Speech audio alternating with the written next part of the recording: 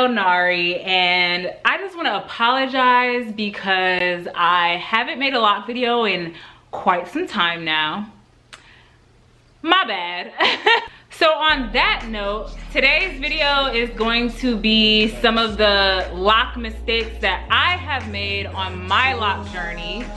Hopefully it can act as a learning experience for all you lock lovers out there. The first super rookie mistake that comes to my mind is when I first started my locks, I was not wrapping my hair at night. You're probably like, Ahriel, are you serious? And I am ashamed. I don't know. You know, I was transitioning from being, 5 years natural, loose natural. And so, I don't know, I got this idea like, oh yeah, locks, they're low maintenance. You don't gotta do anything to take care of them. I'm here today to tell you that is a lie.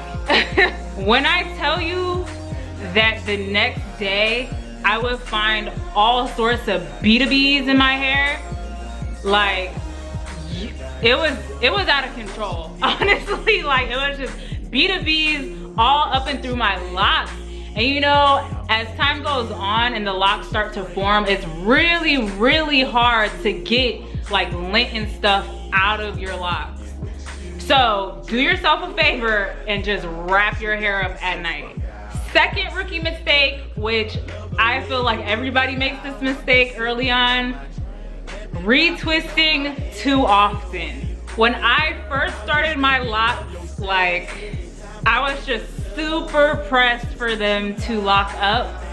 And so I thought that every hair needs to be in the lock at all times so that I can train my hair right away. It's not gonna know what to do otherwise. Again, I was wrong. Retwisting your hair too often is like a cardinal sin of having locks. Do not, whatever you do, retwist too much. It's gonna be kind of hard to refrain, but your hair will thank you in the long run. But Ahriel, what is retwisting too often? That's a good question. And to answer that, you yourself have to pay attention and listen to your own hair. Personally, for me, when I first started, retwisting every month was as often as I could do it without showing any sort of damages.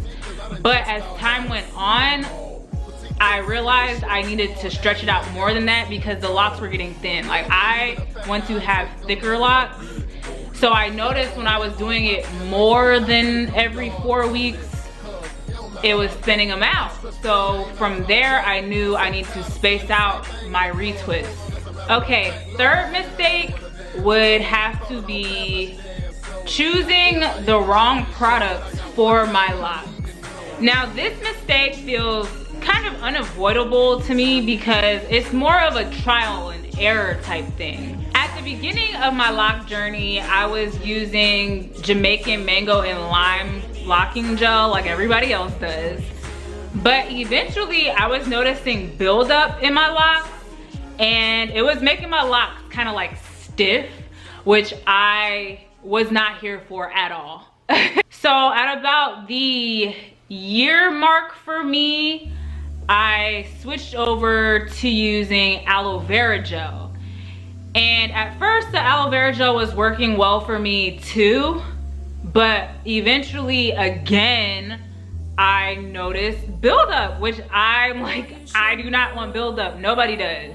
Eventually, I started just retwisting my hair with oil and water, and for me, that works. You just have to figure out what products work best for you. And I'm not saying that Jamaican mango and lime locking gel or aloe vera gel are bad as far as retwisting your hair.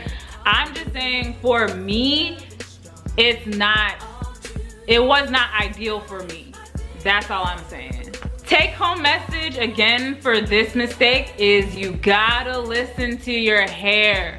Listen to your locks, they be talking to you. Last major mistake I'm gonna share, because I'm sure there's more if I think long and hard enough.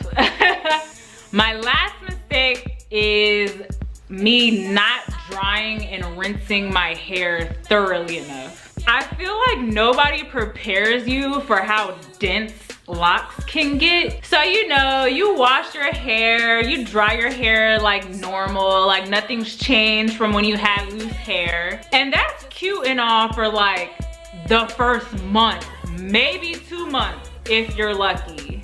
So early in my lock journey, when I'd be washing my hair, I think I'd hit everything, get out the shower, be wringing my hair out, and I'm like, wait, I still have suds and soap in my hair. So I used to have to like hop back in the shower like 2 or 3 more times just to get it all out. So my advice to you is, when you think you've gotten all the soap out, think again.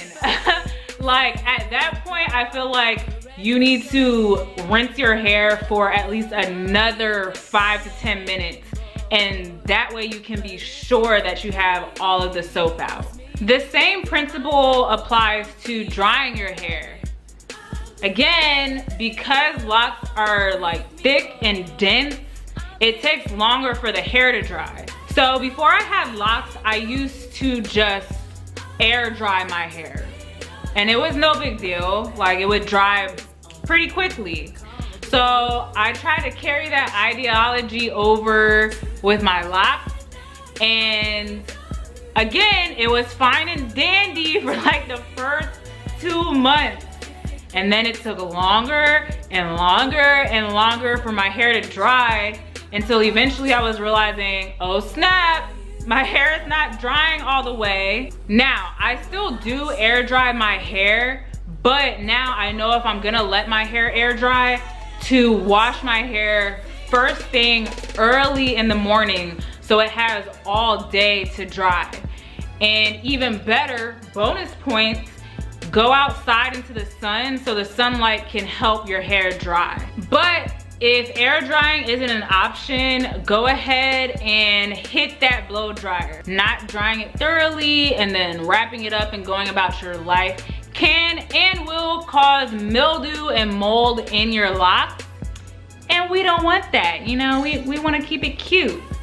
So those are my lock mistakes. Let me know in the comments what are some of the mistakes you've made in your lock journey, and if you have gone through any of the same mistakes that I have been through and what you did to fix it. As usual, don't forget to like this video, and of course, don't forget to subscribe to my channel if you know you're feeling me. I will be back very soon with another lock video. I promise I will not go that long without making a lock video again. Like, I'm sorry, okay? All right, I'm gonna see you guys the next time. Peace.